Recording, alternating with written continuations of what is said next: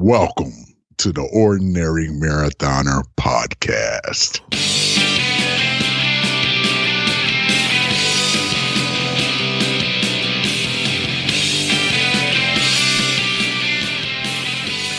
Hello and welcome to the ordinary daily version of the Ordinary Marathoner Podcast. My name is Coach Scott. I'll be your host today.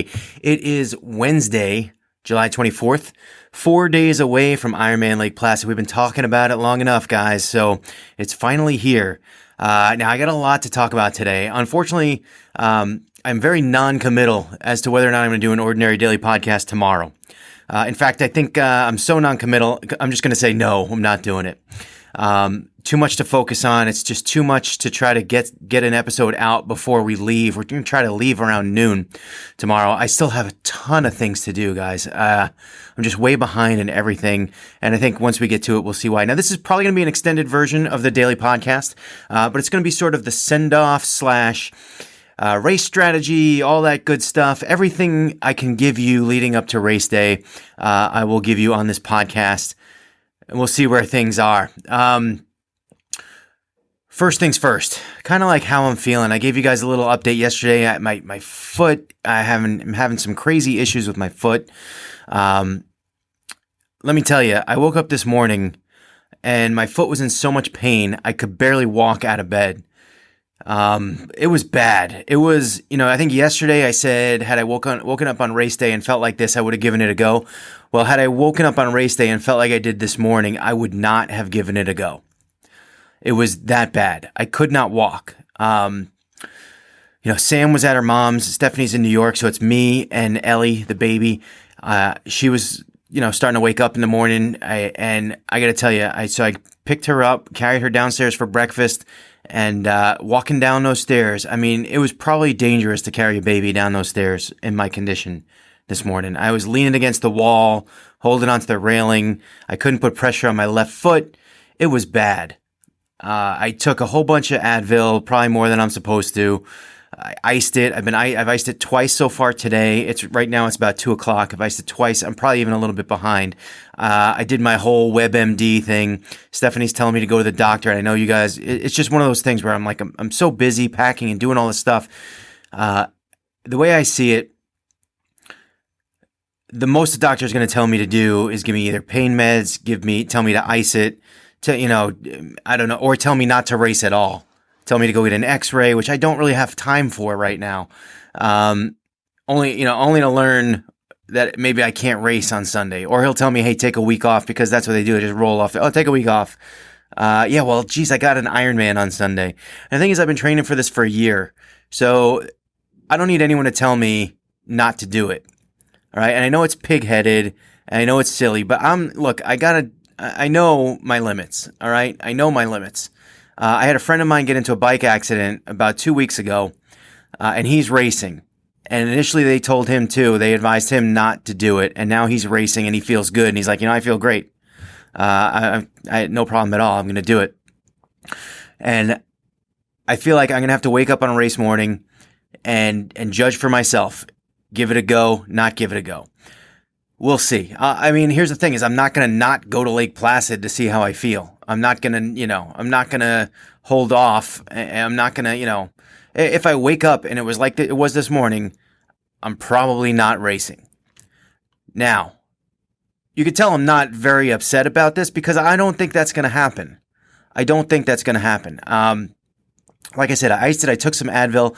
This morning, I could barely get down the stairs. Just now, when I was coming down to do the podcast, I was kind of like hopping down the stairs just to check out how it feels. It still hurts, but it's not limiting my mobility right now. I could certainly swim and bike with it. Running would be tricky. That's the whole thing, is running today, on a day like today, running would be tricky. Would I be able to kind of do some run-walk intervals? Maybe. Would I give it a shot? Probably. I'm guessing it's some kind of like tendonitis or arthritis or something like that. I don't know. But right now, it just hurts. I'm being pig-headed, but you know what? I'm not out of my skull right now. I'm okay. I feel like, I've had swelling pains and issues in the past. This is how I've dealt with it, and typically in a couple days they go away. My hope is I just treat it properly on my own. And which I gotta say, like if I was coaching you, I probably would not give you this advice. I just feel like doing this 4 or 5 years, I'm kind of like, I feel like I know my own body. I feel like I know my own injuries. I know this is not a stress fracture. It is not a broken bone or anything like that. I don't know, a sprain, it could be. But I don't think so because I never twisted or never did anything to it. It just doesn't, it feels more like a tendonitis type of thing, which is Advil and ice, elevation, that good stuff. So now the negatives to this is that I haven't been exercising the last couple days. I mean, really, I got off the elliptical on Sunday, did the bike on Monday, and since then I haven't done squat. I have done nothing.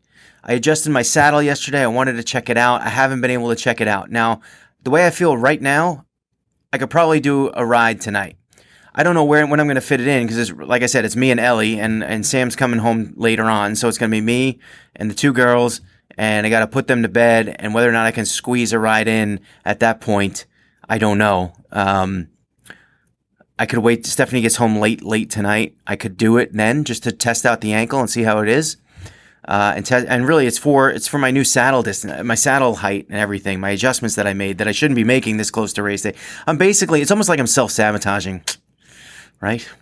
It's almost like I'm self-sabotaging. Don't self-sabotage. Don't do what I do.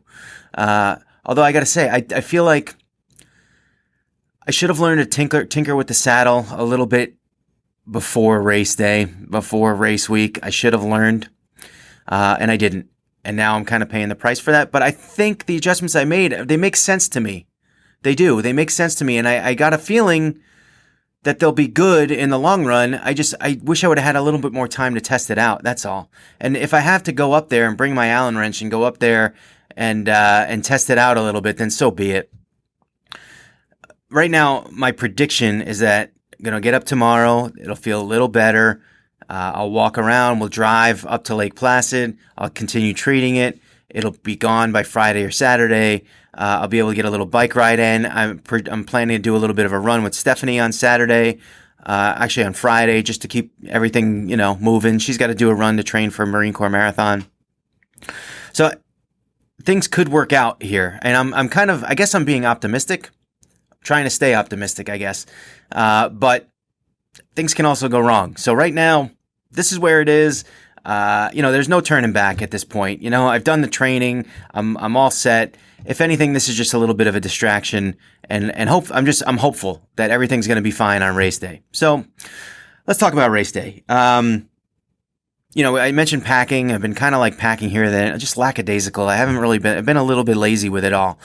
I know I have everything in my house that I need because we just did Mont Tremblant, and I know that everything I had was there. We brought it all back. It's here. It's up in the closet. I just got to put it all together. I'm being a little lazy. We have my mother-in-law's coming up with us, and Sam's coming up with us. They didn't come with us to Canada. We had a tight car going up to Canada with all the stuff that we packed. So we're going to have to figure something out. Now, right now, I think Laura Stebbins is going to help us out. She's driving up to Lake Placid too and has some room in the car. So we're going to dump some stuff with Laura and hopefully meet up with her in Lake Placid and get the handoff of some of the extra stuff that we need. So that's the plan. And kind of the way I typically attack this. Number one, the first thing I do, this is my packing procedure, I guess. I lay out the bags. We got the bags. We know what we can take. We know what we can't. I know how much room I have. The first thing I'll do is I'll get my regular clothes.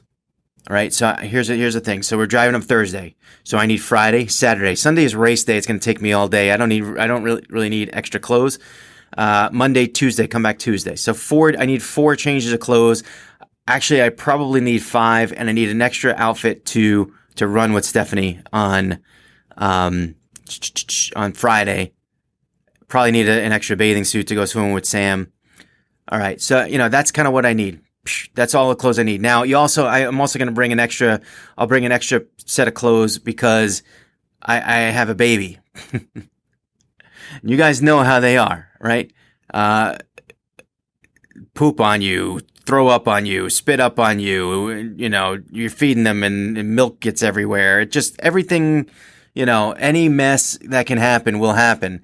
So extra, I think I'm even risking it only bringing one extra change of clothes. But I figure if I bring an extra change of clothes and I use it and then I need another one, I'll just wear something else. I don't know. I'll wear like my workout clothes, or I'll wear something else. I don't know. I'll find something. I'll buy something at the Ironman store. I don't know.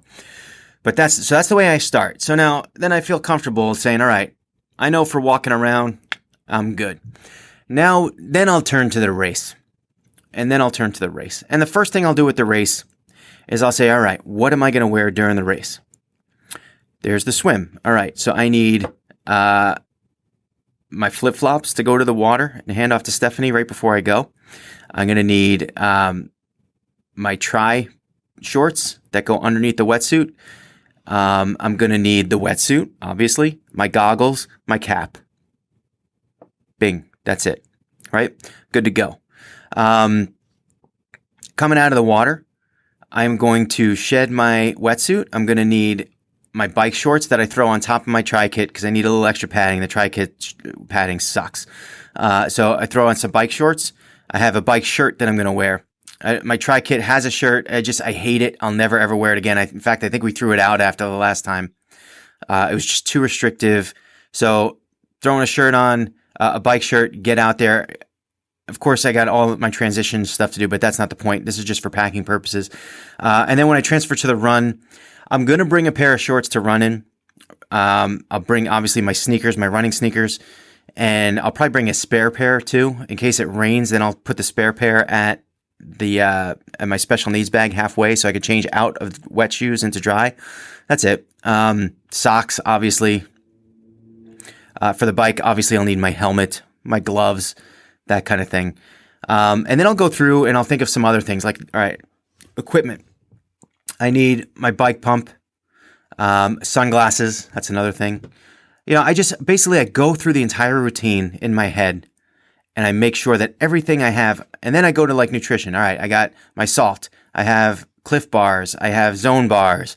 I have oatmeal for the morning. I'm going to have to buy bananas, which I haven't bought yet. Now, I always have a banana in the morning. I'm going to get Gatorade when I'm up there. I usually drink a Gatorade in the morning. I'm going to throw a Gatorade on the bike, either a Gatorade or a water. I haven't decided yet. So I'll just have both. So that's for pretty much nutrition. I might bring gels for the run. I got to tell you, the last 2 times I did Ironman, I got to the run, I did not feel like eating gels. I don't know what it is. But even though I trained with them, I just did not feel like eating them on the run. I hated them. I didn't want them. They just were not appetizing to me. And I wound up just eating food that was at the aid stations. So by experience, I might do that, or I might just throw the gels in there. And if I use them, I use them. If I feel like taking them with me, I take them with me. If not, they stay in the bag. And that's the beauty of these bags, is that if you don't feel like using it at the time, you just leave it there and you can pick them up later. Not that I really care at that point. My base salt, I have that. I think I mentioned that. All that stuff. That goes in. I pretty much have that all packed and ready. That's pretty much all packed and ready. And there's a couple other things that we do, a couple little tips and tricks. These are from the Jim Simcoe bag of, doing Ironman races with this guy and with Joe Bartlett. They always kind of have these little tricks that they do just to be ready. Plastic bags, put them over your seat and your handlebars overnight, because even if it doesn't rain, it gets all the moisture in the air, the dew. You get to your bike in the morning and everything's wet. And you don't really want it to be wet when you get on it. And start riding. Bring a Sharpie, a marker, so you write your number on the bags. They give you stickers to put on the bags, but sometimes the stickers fall off. And the last thing you want to do is go into the bike special needs and have them not be able to find your bag because your sticker fell off. So you write with a Sharpie, you write your number on all the bags. That's tip number 2. Let me see. There was another one too, and I'm totally spacing out.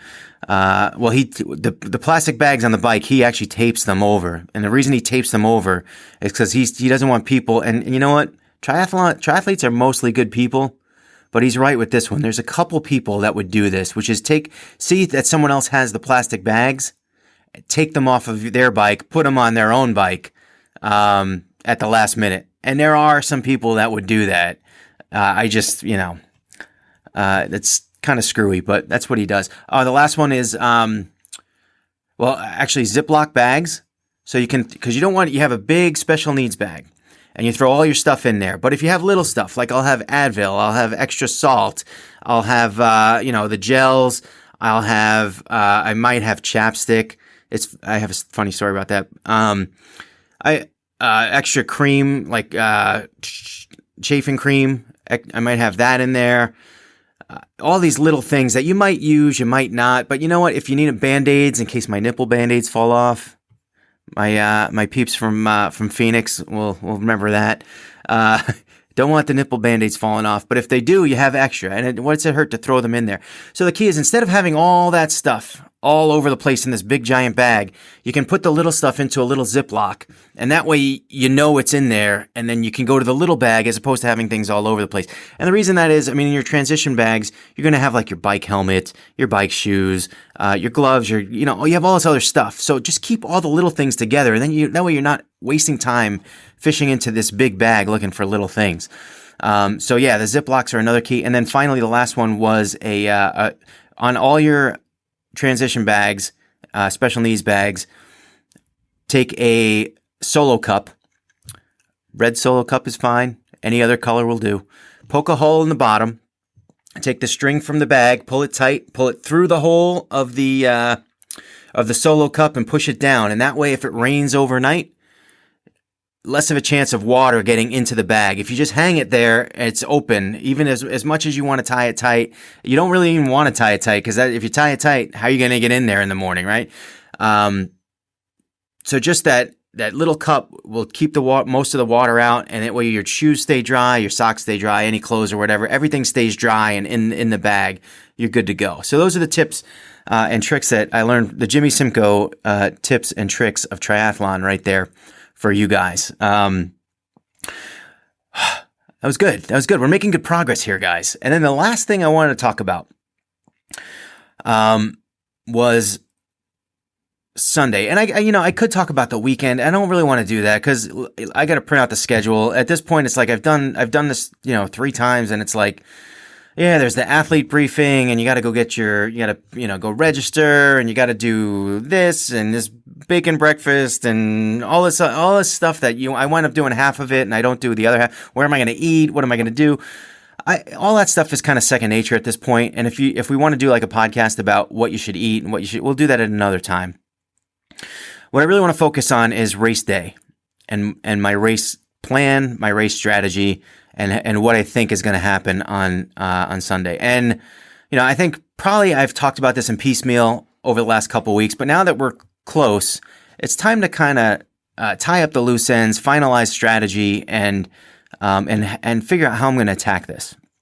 Now, number one is I am going to assume that I wake up Sunday morning fine, which is not a good assumption necessarily. But for me, right now, that's where my mentality is. That's where I got to be. I got to be I have to assume that everything's going to be fine. And if my foot hurts a little or a lot, that's going to be a distraction on race day that I'll have to deal with. And there's going to be tons of those anyway. So what's the difference? Obviously I know my routine to get up and go, from starting at the beach and getting there on race day. And I'm already like, I can picture it. I can, and they talk about imagery, right? And trying to envision how you're going to perform that day or what you want to do or how you want to be. And I see myself, it's very strange for me because this is like the first Ironman race that I'm doing where I'm standing at the starting line and I'm going to be by myself, right? Normally I have Joe or I have Jim or someone's there to chat with me. And this time I'm going to be by myself, which is fine. It's a different mentality. And granted, I'll probably meet some people and chat with some people and do whatever. But that'll all be nervous chatter anyway. I would love to be able to get in that water in the morning and get a little bit of a practice swim in. And again, I like to do that. I like to just get used to the feel of the wetsuit and how it sticks to your body. And the thing is that if it's 50 degrees out, and it might be, what you don't want is you don't want to go in that water, then come back out and have to wait 30 minutes to get to the starting line after the gun goes off and freeze your butt off. That could be detrimental. I've talked to people about this, and I've never done that necessarily. Normally, if I take a practice swim, it's always warm out, and so I've never had to deal with that. But that's the plan, right? Want to get in for a practice swim. If it's too cold, we're going to hold off. We're not going to do that. My mentality at that point, and I'm torn a little bit between two things. But number one, I don't want to be scared out there like I was in Mont Tremblant. And I don't think I have to be. I don't think I'm going to be. There might be a little butterflies, but I'm anxious at this point. I'm anxious to get out there and see what I can do. And, I kind of have two things in mind that that maybe I'll go back and forth with. One is I want to eye 15 hours. Now, I'm not saying that 15 hours is the be-all, end-all, A-goal, B-goal. If I finish on Sunday, I will be happy. But if I give myself a goal of finishing in 15 hours, which would be a massive PR for me, probably like 35 minutes, that will get me something to focus on. That will give me something to want. That will give me, something to reach for. That's tangible. That's, all right, I can look at my watch and say, all right, I want to go get that. I kind of like that idea. The caveat is once if I start falling behind that pace, what's going to happen? And I think I'm already set up for that. And what I'm set up to do is, hey, we switched to B-goal at that time, which is just finished, but I want to try to maintain that or be in the running as long as possible. And I think that gets me through the morning. I think that getting me through the swim. I would love to get out of that water in 1:30. My Mont Tremblant time was 40 minutes, 30 seconds.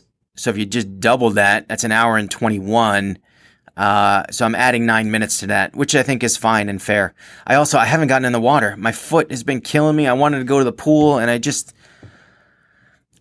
wanted to swim and keep the muscles. But I do have plans to get in the water in the lake at Lake Placid. When we get there, we're going to do that. So hopefully that'll be enough. But I'm giving myself like an hour and a half to get through the water. Transition to the bike. Again, I've done this many times. I get out of that water and I am in another zone. My body takes some time to get used to being on land. I feel, trying to run from the water to transition is like, it's a miserable, quarter mile, maybe not even. It's like a quarter mile run. But my body is not acclimated. I'm trying to breathe. I'm just trying to get my balance. I'm just trying to get my muscles loose.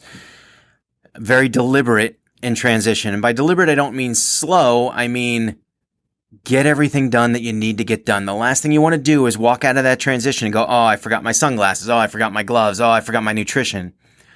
Just make sure you get everything done. And one of the tricks I do there is all the little things that I need, I put in my shoes. I put my sunglasses in my helmet. So I can't go without taking that stuff with me. And all that stuff, I'll put a little towel in there to kind of dry off, especially like your feet. You don't want to be putting socks on with either wet feet or sandy feet. It's just terrible. And then you're going to be like that all day. So you try your best to kind of get the sand off and dry them up a little bit. And then we're going to get on the bike. And the bike, now even on the bike, I'm going to get on that bike. And I would say until I hit that first group of hills, which is probably like 2 or 3 miles out, I will be still in that watery mode, and I'll be like, my brain always thinks like, what the hell was I thinking? I never practice this because I don't do a lot of like swim bike bricks. In fact, I do none. I didn't do any. So I curse myself out. That's what I do. I curse myself out for not doing any of those. And eventually I know, and it's good kind of to experience it once or twice. And after you experience it a few times, then all right, this is just that initial phase, and eventually you're going to get used to it. It's going to kind of that leftover residual blah feeling from the water. You're going to get over that, and you're going to start feeling good again eventually. Unfortunately, they hit you with this hill at mile 2 or 3, whatever it is, and that goes up until I guess mile 7 or 8, maybe 10. I don't know. It's a kind of a long slog. There's a little bit of some rollers, but it's mostly uphill. You're basically peaking up to the Keene descent at that point. And that's, for me, the Keene descent is not fun and games. The Keene descent is just get down without dying. And I will go to the right and I will find someone who's relatively, my speed, which is fairly slow for a downhill of that nature. And I will just on and off the brakes, just making sure I don't die. That's just the way I am. People will fly by me in aero position, hammering the pedals. I'm fine with that. Good luck. Go ahead. God bless you. I hope I don't see you splatted against the the face of the rocks when I get down there. That's probably bad form for me. But no, if I could do it, I would do it. But I can't. And I'm not afraid to say, my bike hits about 30, 35 miles an hour. I'm good right about there. 45 years old. I got 2 kids. My health insurance isn't the best. I don't even have a will. So I don't need that. I don't need any of that stuff. But then once I get to the bottom of that hill and that stress is kind of off, then it's flat for a while and you kind of grinding the pedals and just moving. And that's where the bike just comes back. And you're like, yes, even last year when I was out of shape, I felt good at that point in time. So that's kind of when you regroup. Obviously, I've been talking about it, getting back to that turn at mile 56 and going back out and doing it again is a very difficult decision. And especially now that I'm looking at an injured foot, my back has been a problem, still a problem, same exact spot, always same exact spot. I've gotten massages, I've done heat, I've done electric stim, the little stim pads. It just, there's no getting to it. There's no fixing it. It's just, if I'm in good shape, the back is less likely to hurt. If I'm in bad shape, it's more likely to hurt. So who knows? The back, the foot, whatever.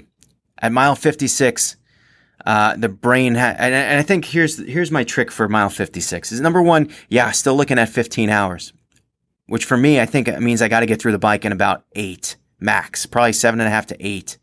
If I hit 7:45, that's kind of like my target. It's probably pretty aggressive. But if I can hit that, I would be thrilled. More likely it's going to be 8 hours total. That's okay too. If it's a little over 8, whatever, that's fine too. Whatever. I got to get myself through that darn halfway point and get back out on that course, and then will myself to get around one more time to get through the bike portion.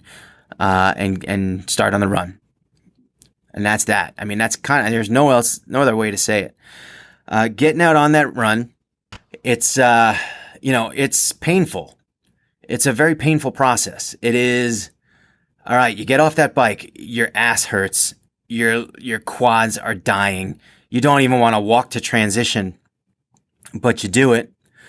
Again, just being deliberate in transition in that tent. Get everything you need. Make sure you don't forget everything. If you want to stretch it out a little bit. Do whatever you need to do to get yourself out on that run course. And even that run course, if you walk the first mile, do something. Just get moving. Get moving. Typically what I like to do, and my plan is to get out and just start running. Just start running at whatever pace it is. If it's a 15-minute mile pace, so be it. Just get those legs turning at whatever pace it has to be.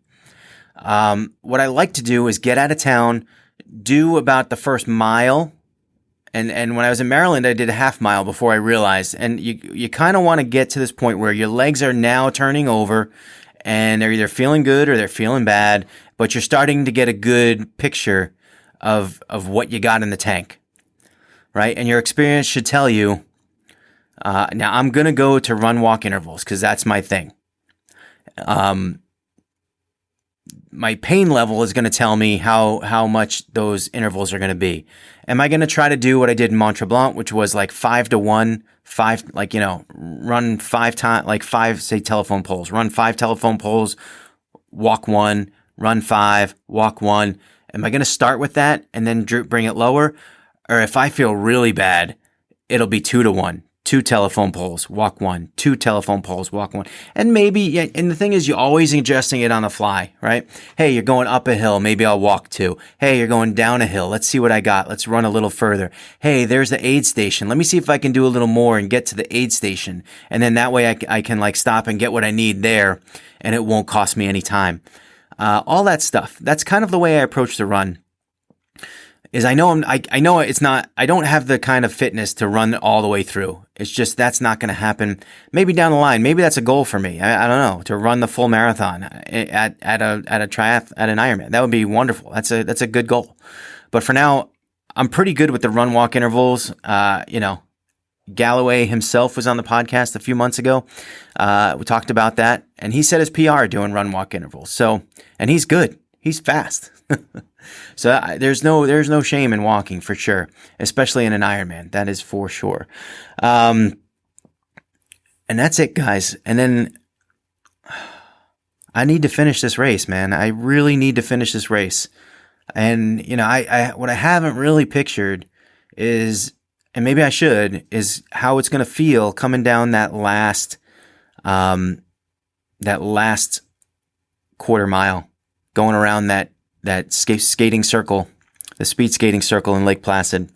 And I don't even want to think about it because, and it's weird because it's one of those things. If I think about it, is that going to make me want it more? I don't know. If I think about it, or is it going to take away from the moment? And I think what I want to do is I want to just kind of leave it right there. I want to leave it. There is a point where you run up Mirror Lake Drive right near the lake, mile 25 and a half, and you go up a hill, and then you turn around and it's all downhill, and it's all gravy from there. It's downhill, speed skating oval, finish.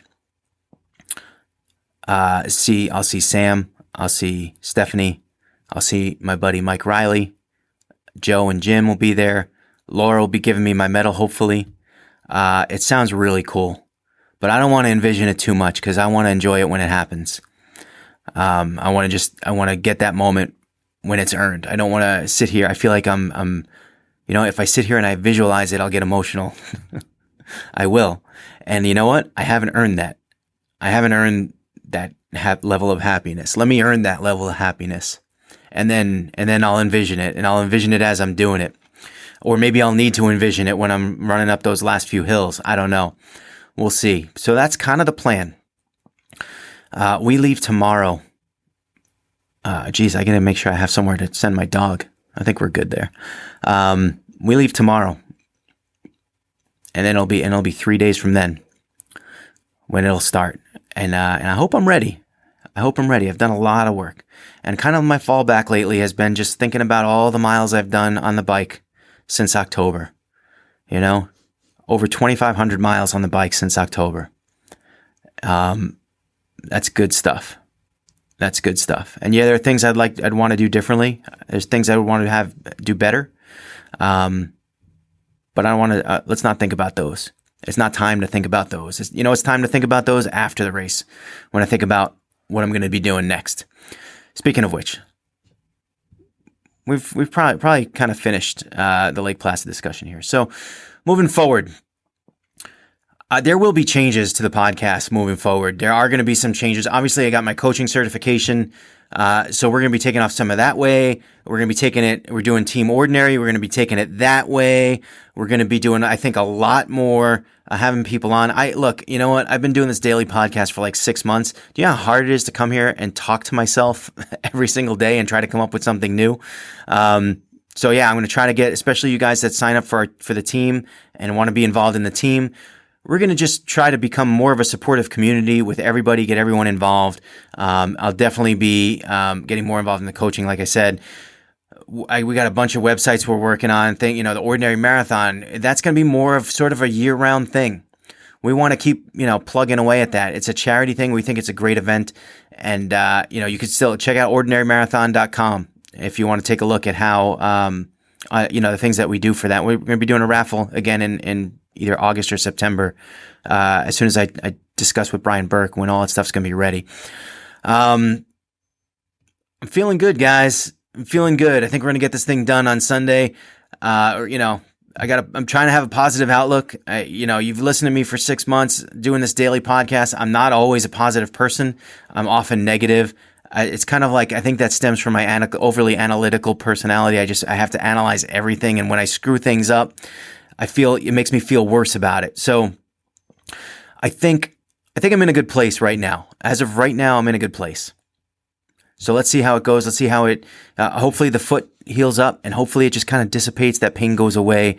We're going to be 100% on Sunday morning. So I have no excuses. Ready to hit it, guys. Ready to hit it. So I'll be back We'll be back on Tuesday. I definitely will be hitting up Facebook, Twitter, all that good stuff with some updates on how we're doing. And maybe we'll do like a Facebook Live after the race. I don't know. That could happen. I don't know, guys. It's all coming to fruition here. So hopefully, wish me luck. And, I'll talk to you guys next week. And by the way, we had the podcast with Denny Cray yesterday. That's up and running. I just put the video up this morning. I'll be posting it again on social media today. And remember, every day is an ordinary day unless you make it extraordinary. So get after it, guys.